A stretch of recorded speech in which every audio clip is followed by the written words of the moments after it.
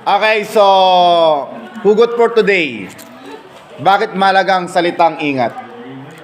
Mahalaga ba? Yes. 'Di ba napakasimpleng salita pero sa taong makatatanggap nito, maaring asawa mo, pamilya mo, kapatid, nanay, kaibigan, classmates, boyfriend or girlfriend, magbibigay ito ng isang pag-asa sa araw na 'yon. 'Di ba?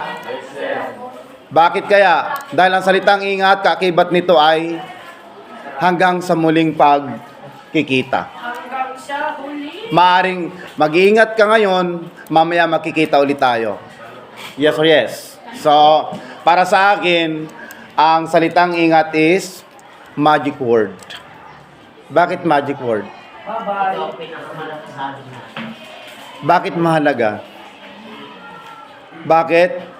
Magbibigay ito ng inspirasyon at pag-asa sa taong nakatatanggap nito araw-araw. So, araw-araw gawin nating habit ang magsabi ng salitang ingat sa mga taong